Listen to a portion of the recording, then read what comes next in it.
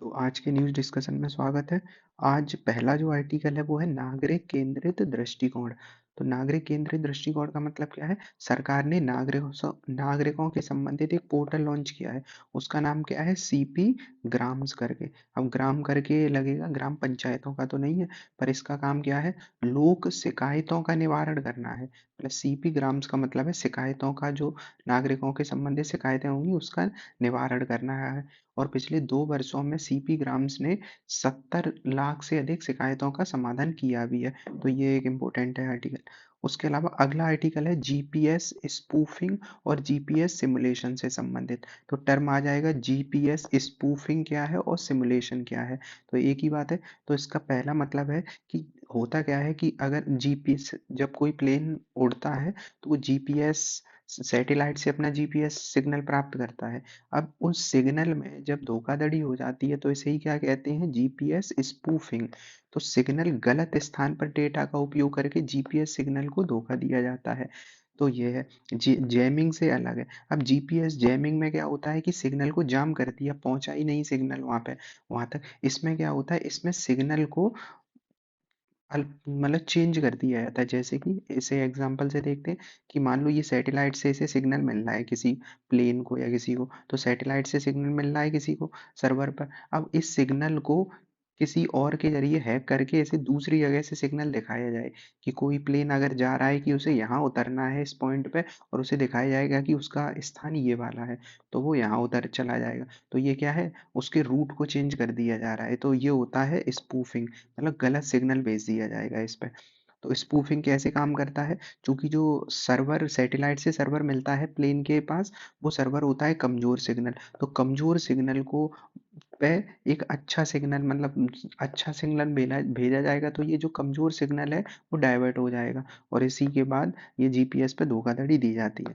तो ये है। अगला आर्टिकल है काला सागर और तेल रिसाव से संबंधित। तो जो ब्लैक सी है वहां पे क्या हुआ है? तेल का रिसाव हो गया है। तो वहाँ 2 टैंकर टकराए थे और उसके कारण क्या हुआ? यहाँ पे ऑयल स्पिल हो गया है। तो क्षेत्र कौन सा है? तो पहली बात है, पहला आर्टिकल में जो मेन चीज है वो है क्षेत्र। तो ये एरिया का नाम है रसिया का क्रास्नोडार करके। तो रसिया का है क्रास्नोडार करके। अब ये कहाँ पड़ेगा ये देखना है। फिर क्या हुआ है? रसिया ने यहाँ आपातकाल घोषित किया गया है और तेल रिसाव की सफाई शुरू कर दी है। और ये सब ब्लैक सी के आसपास है, तो ब्लैक सी को भी देखेंगे। तो पहली चीज है कि जो क्रास्नोडार करके एरिया है वो कहाँ है? तो क्रास्नोडार करके एरिया ये रहा। ये ब्लैक सी है और क्रास्नोडार ये यहाँ पे है ब्लैक सी के ऊपर। अब रसिया के आसपास थोड़ा मैप देखें तो रसिया की राजधानी मॉस्को ऊपर की तरफ दिखेगी। तो ये है। अब ब्लैक सी के आसपास देखते हैं। तो ब्लैक सी के आसपास जो कंट्री हैं उन्हें याद करने की ट्रिक है बर्गर टी। BURGR है, BURGER नहीं है इसमें। इसका याद कैसे करना है? बर्गर BURGR और टी फॉर टर्की। तो ये है। तो इनके सब एरिया देख लेते हैं। इसमें 2 बार आर है। एक आर का मतलब होगा रसिया और दूसरे आर का मतलब है रोमानिया। तो अगर हम देखें ना, वी से बुल्गारिया, तो बी से क्या होगा? बुल्गारिया। बी से बुल्गारिया हो गया, और उसके बाद है टर्की, जॉर्जी से जॉर्जिया, रशिया, यूक्रेन और रोमानिया। एक इम्पोर्टेंट है मल्डोवा, इसके आसपास ही है ब्लैक सी से, पर टच नहीं करता है। तो ये थोड़ा अलग हो जाएगा। तो बर्गर टी ये याद करना है ब्लैक सी से संबंधित। अब यहाँ पे ब्लैक सी के आसपास कुछ और भी जगह हैं, उनको देखते हैं। जैसे सी ऑफ एजोव है, तो यूक्रेन और रसिया के बीच ये क्रीमिया क्षेत्र है जहाँ को लेकर लड़ाई चल रही है। उसी के आसपास अंदर जाने पे कौन सी सी है? सी ऑफ एजोव सी है। और ये ब्लैक सी है ये। अब ये वाला एरिया एजियन सी है, ये वाला एरिया एजियन सी। एजियन सी से अगर हम अंदर की तरफ जाएंगे, ब्लैक सी की ओर जाएंगे, तो 2 एरिया पड़ेंगे जो स्ट्रेट हैं, तो स्थल संधि वाले। तो यहाँ पे पहला है डार्डेनालिस, फिर इसके बाद अंदर सी मिलेगा, उसका नाम है मरमरा सी, और उसके बाद है बॉस्पोरस सी, और उसके बाद हम पहुंचेंगे ब्लैक सी से। तो डार्डेनालिस, मरमरा, बॉस्पोरस और उसके बाद ब्लैक सी है। तो ये है इसका क्रम। उसके बाद यहाँ पे ब्लैक सी में कुछ रिवर भी गिर रही हैं, तो ज़्यादातर जो डी नाम की रिवर है वो इस तरफ गिरेंगी। जैसे डेनिपर, डेनिस्टर, डेन्यूब करके। तो डेनिपर, डेनिस्टर और डेन्यूब जो रिवर हैं वो कहाँ गिर रही हैं? ब्लैक सी की तरफ गिर रही हैं। यहाँ एक डॉन रिवर और है जो एजोब सी में गिर रही है। अब एजोब सी ब्लैक सी का ही हिस्सा है, तो डॉन को अगर देखेंगे तो ये भी इधर की तरफ गिरेगी। तो ये है। अब ब्लैक सी के आसपास कुछ और माउंटेन्स वगैरह देखें, जैसे कॉकेकस माउंटेन। जो सबसे ऊंचे माउंटेन्स हैं। तो जो जॉर्जिया है, जॉर्जिया और रसिया की जो सीमा है वहाँ पे कौन से माउंटेन्स हैं? कॉकेकस माउंटेन, जो यहाँ के सबसे ऊंचे माउंटेन्स हैं। तो ये है। नीचे की तरफ देखेंगे तो कोरोग्लू माउंटेन करके है यहाँ पे, कोरोग्लू माउंटेन जो कहाँ पे है? अनातोलिया का पठार है टर्की में, उसके ऊपर है। तो ये हो गया। तो ये दो माउंटेन्स हो गए। ये कर्च की जल संधि देख ली है। तो ये वाला हो गया।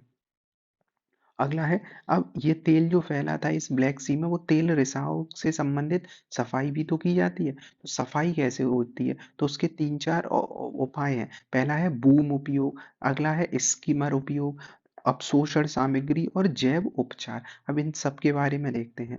तो पहला है सबसे आसान, जैव उपचार। जैव उपचार में क्या हुआ? तेल को खाने वाले कुछ बैक्टीरिया होते हैं, उनका उपयोग करके उनकी सफाई कर दी जाती है।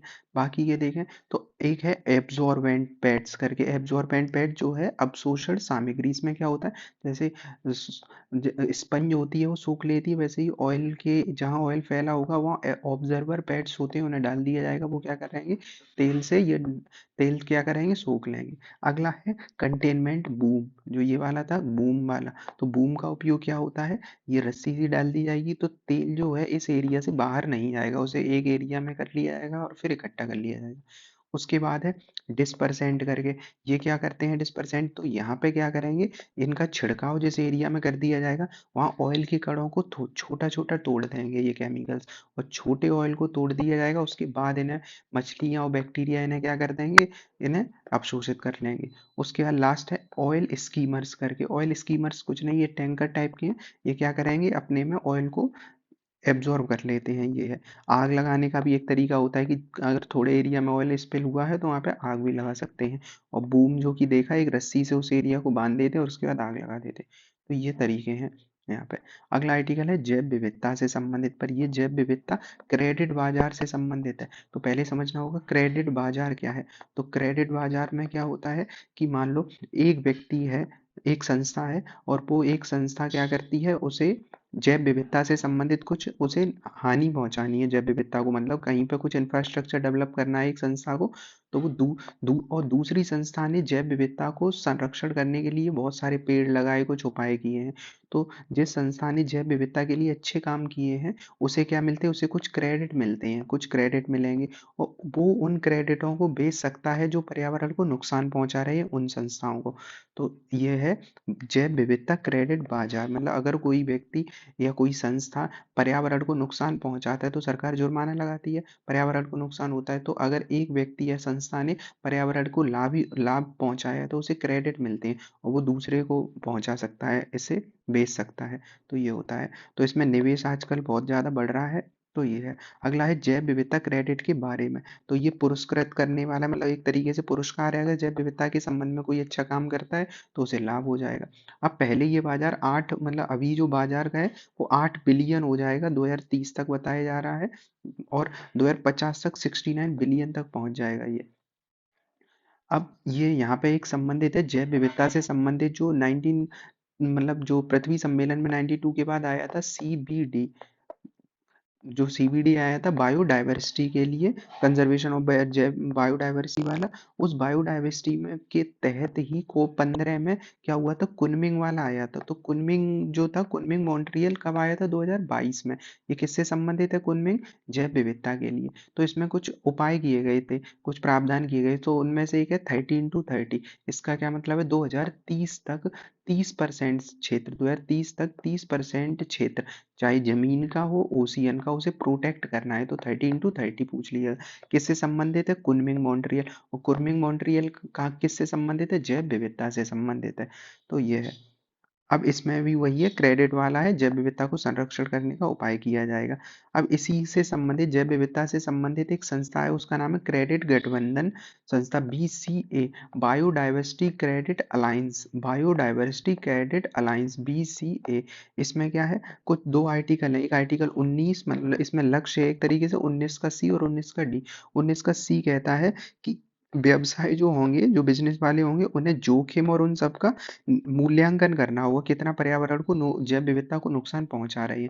जबकि 19 का जो डी कहता है, वो कहता है उपभोक्ता सतत उपभोग करेंगे, मतलब पर्यावरण को ज़्यादा नुकसान ना पहुँचाए ऐसा उपभोग करेंगे।